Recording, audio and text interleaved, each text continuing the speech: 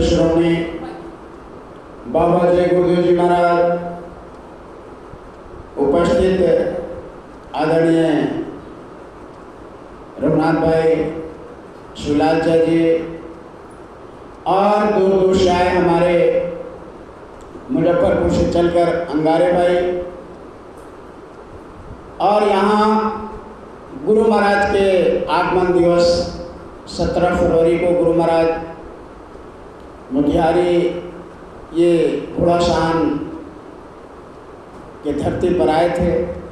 93 में। तो उसी 18 फरवरी को यहीं बस स्टैंड में गुरु महाराज ने नामदान सत्संग किए थे सुबह में। तो उसी अवसर पर बराबर ये आप लोग 17 तारीख को आप यहाँ बैठ करके मालिक को याद करते हैं। ये बहुत बड़ा सौभाग्य है, बहुत बड़ा हम सब प्रेमियों का अहोभाग्य है कि हर 17 तारीख को यहाँ इकट्ठा होकर सुमरन ध्यान भजन हम लोग करते हैं। ये बहुत बड़े गुरु महाराज की दया कृपा है प्रेमियों। चाहे जो भी मुहूर्त हो, जो भी समय हो, अगर सुमरन ध्यान भजन करने का मौका मिल जाए तो अपने को बहुत बड़ा भाग्यशाली समझना चाहिए। क्योंकि प्रेमियों दुनिया में इससे बड़ा कोई काम नहीं है, इससे बड़ा कार्य कोई दुनिया में है ही नहीं। मालिक को याद करना, प्रभु को याद करना, ये सबसे उत्तम काम है। और सबसे घटिया, सबसे बद, सबसे खराब काम उस मालिक को, प्रभु को भूलना है। इसलिए गुरु महाराज ने कहा है कि बराबर मालिक को याद करते रहो, हाजिर नाजिर रखो। काम धंधे, दुकान, दफ्तर, नौकरी चाकरी, बाल बच्चे की सेवा करते हुए इसी मनुष्य शरीर से उस मालिक को याद करते रहो, ताकि जब जीवात्मा इस शरीर से निकले तो वह मालिक अपने पास बुला ले। फिर ये मृत्यु लोक में किसी का बाप, किसी का बेटा, किसी का पत्नी, किसी का पत्नी, ईटा खपड़ा, यानी सांप गोजर, बैल बकरी, हाथी घोड़े, अन्य योनियों में ना जाना पड़े। ये बहुत बड़ा सौभाग्य है गुरु महाराज का कि अगर आपने उस मालिक को याद करते रहे लगातार बराबर, तो आप जब याद करिएगा तो या अद, याद करते हैं ना, तो या अद तो उल्टा हो जाता है। यहाँ से याद करते तो उधर से दया हो जाती। तो जब हम यादें नहीं करेंगे तो दया कहाँ से? तो इसलिए गुरु महाराज ने कहा है कि चाहे जो भी मुहूर्त हो, जब सुमरन ध्यान भजन करने का मौका मिले तो अपने को बहुत बड़ा सौभाग्यशाली समझना चाहिए। और अपना काम, असली काम यही है। दुनिया में हम सब रूटीन बनाते हैं सुबह से शाम तक का, इतने बजे खाने का, इतना बजे नाश्ते का, इतने बजे घर का काम, इतने बजे स्कूल का काम, इतने बच्चे बच्चे का, और इतने बजे खेती का काम, दुकान का, सब का रूटीन हम बना लेते हैं और बड़ा तत्परता के साथ उस कार्य को करते हैं। लेकिन सुमरन ध्यान भजन का जो प्रेमी नियम सिस्टम बना लिए, गुरु महाराज कहते हैं कि वो उसका जिम्मेदारी मेरे पास है। साफ साफ गुरु महाराज मथुरा मन से आपने सुना होगा, 2.5 घंटा सुबह और 2.5 घंटा शाम को गुरु महाराज सत्संग करते थे, और नामदान देने के दिन तो 3-3 घंटा कर देते थे। साफ कहे कि मैं उसी का जिम्मेदारी हूँ, जिम्मा लिया हूँ जो सुमरन ध्यान भजन करते हैं। जो सुमरन ध्यान भजन करते हैं उनका मैं जो घाट पर नहीं बैठते, जो सुमरन ध्यान भजन नहीं करते, ऐसे तो नामदान चिड़िया भी सुन लेती है। गुरु महाराज ने कहा, ये गुरु महाराज कह सकते हैं। तो बहुत बड़ा सौभाग्य हम प्रेमियों, चाहे जो भी बहाना हो, जो भी मुहूर्त हो, हम लोग आज 17 तारीख को यहाँ इकट्ठे होकर के इतने प्रेमी एक साथ बैठ कर के मालिक को याद करते हैं। तो मालिक भी ऊपर से देखते हैं कि भाई घोड़ासान आश्रम पर इतने लोग एक बार भी हमको याद कर रहे हैं। जब हम सच्चे नाम का, सच्चे रूप का, सच्चे स्वरूप का जब याद करते हैं तो वो नाम के धनी ऊपर से मृत्यु लोक की तरफ देखते हैं कि अमुक का स्थान से बैठ करके इतने प्रेमी हमको याद कर रहे हैं। तो बहुत खुशी होता है कि चलो अब की बार इनका मनुष्य शरीर सार्थक हो जाएगा। इसलिए प्रेमियों, बहुत बड़ा ये मालिक की दया कृपा है, बहुत प्रेमी से प्रेमी मिले तो भक्ति दृढ़ होए। कहा कि जब प्रेमी से प्रेमी मिलते हैं तो भक्ति दृढ़ होता है और मजबूती आता है। तो बहुत बड़ा सौभाग्य है प्रेमी। अब हम लोग ऐसे तो सत्संग आप बहुत देर से, हमको समय का थोड़ा असमंजस हो गया, इसलिए थोड़ा लेट हुआ। सुमरन ध्यान भजन मेरा खुद ही छूट गया, और सुमरन ध्यान भजन छूट जाए तो समझिए कि अधूरा हो गया। कहीं भी आप सत्संग में जाते हैं, अगर सुमरन ध्यान भजन छूट गया तो वो सत्संग पूरा आपका नहीं हुआ। सुमरन ध्यान भजन अगर मिल गया तो आपका वो सत्संग समझिए सार्थक हो गया, पूरा हो गया। तो हमको थोड़ा सुनने में दिक्कत हो गया। अब रौनक भाई ने बोले कि 11-12 बजे, वही 1 बजे लोग आ जाते हैं, तो हमको समय का ज्ञान नहीं रहा। तो हमने 12 बजे सेट कर लिया दिमाग से कि 12 बजे चलेंगे। 1 बजने में 1 मिनट कम था, यहाँ पहुँचे तो देखे कि भाई सत्संग चालू है। तो हमने कहा कि नहीं, सुनने में हमको कहीं ना कहीं दिक्कत हो गया। तो अगर कंप्लीट हमको माइंड में अगर सेट रहता कि नहीं 12 बजे के पहले शुरू हो जाता तो चलिए सुमरन ध्यान भजन मेरा खुद ही छूट गया। तो सुमरन ध्यान भजन नहीं छूटना चाहिए, चाहे जो जहाँ भी सत्संग हो, कहीं भी हो, आप उसका टाइम सही से पता कर लीजिए कि भाई सुमरन ध्यान भजन कब शुरू होता है, और सुमरन ध्यान भजन नहीं छूटे। अच्छा, जहाँ सत्संग हो और जहाँ सुमरन ध्यान भजन से शुरू न हो उसको सत्संग नहीं करते। वो प्रवचन है, वो मतलब कैसे कर रहे थे, टाइम पास, वो टाइम पास हो रहा है। सुमरन ध्यान भजन से अगर सत्संग शुरू हो रहा है और आपका सुमरन ध्यान भजन उसमें मिल गया, उसके बाद आप पूरा सत्संग आपका सार्थक हो जाएगा। क्योंकि बिना सत्संग का तो सुमरन ध्यान भजन अधूरा माना गया। पहले सत्संग चाहिए। बिना सत्संग का कहा कि पहले सत्संग, पहला सत्संग मिलना चाहिए, तब वो भजन ध्यान करने लगेंगे। सत्संग जब समझ जाते हैं, बिना कहा कि सत्संग जल जो जीव पावे, अब मैं लाई सब कट। सत्संग के वचन जब पकड़ में आएगा तभी हम भजन ध्यान कर पाएंगे। सत्संग के वचन नहीं पकड़ाया तो हम भजन ध्यान नहीं कर पाएंगे। इसलिए सत्संग के वचन को बराबर हमेशा याद रखना चाहिए। गुरु महाराज ने क्या क्या बताया, एक एक शब्द। बहुत पीछे जब जाएंगे तो महात्माओं ने, महापुरुषों ने बहुत, हम देखे इतिहास में गुरु महाराज बताते रहे, बहुत ज़्यादा महापुरुष लोगों ने अपने शिष्य को नहीं समझाया जितना गुरु महाराज हम लोग को समझाए। हमको नहीं लगता है कि इतना इतिहास में किसी महात्मा का उदाहरण मिलता है। मीरा को देखिए, मीरा को ज़्यादा गुरु का दर्शन नहीं हुआ। जब उनके भोजराज मर गए, उनके पति भोजराज, उनके ससुर मर गए, जब सासू माँ भी चली गई, अब बेचारी जब अकेला हो गई, अब उनके पति ही चले गए, लड़ाई के मैदान में मारे गए, तो बेचारा ऐसे विधवा हो गई।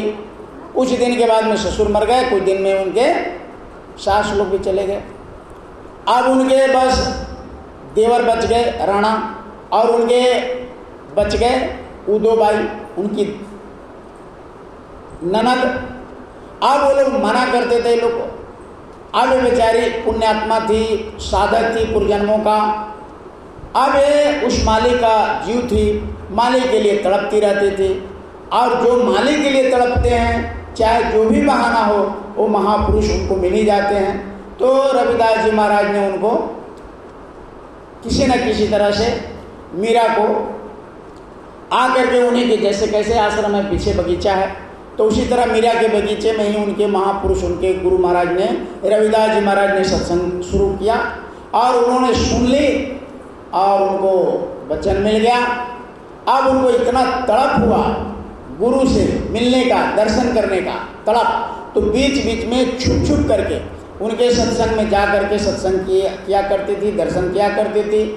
अब वो नाम न मिला जब साधना घर में करने लगी, और वो साधना करके जब उस मालिक का दर्शन दीदार जब नहीं होता था, तो कहा कि दरस बिन दुख न लागे नैन, एक टक टक पंथ निहारू भय छहमासी रैन, दरस बिन दुख न लागे नैन। कहती थी कि जब तक ध्यान में बैठे और गुरु का दर्शन नहीं होता था, रोती थी, तड़पती थी। क्योंकि सभी महापुरुषों ने कहा कि हंस हंस कोई ना पाया, जिन पाया तिन रोए। यानी जिन्होंने भी पाया उस मालिक के लिए अपने गुरु के प्रति इतना भाव प्रकट हुआ, विरह वेदना हुआ कि रोते थे। अपने गुरु महाराज को देख लीजिए, अपने गुरु महाराज का इतिहास हम लोग सुनते हैं कि गुरु महाराज ने 18-18 घंटा, 24-24 घंटे, 36-36 घंटे पड़े रहते थे, ध्यान में बैठे रहते थे, रोते रहते थे, बिलखते रहते थे। जब होश आता था एक रोटी खाए, पानी में भिगो कर फिर बैठे रहते थे। जब इन्होंने रोया तड़पा तो मालिक का जब दर्शन दीदार हुआ, तब इन्होंने अपने गुरु महाराज से, यानी दादा गुरु से उन्होंने जाकर बताया कि हमको ऐसे ऐसे हो रहा।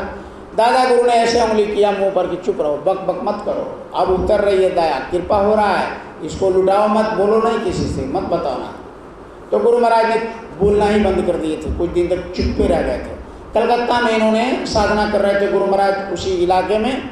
तो कुछ लोगों ने कहा कि उसमें एक बाबा रहते, साधु रहते हैं, बोलते ही नहीं है, लगता है कि नहीं सुनता है, नहीं बहरा है, गूंगा है, बोलता ही नहीं है, इशारा से बात करते हैं।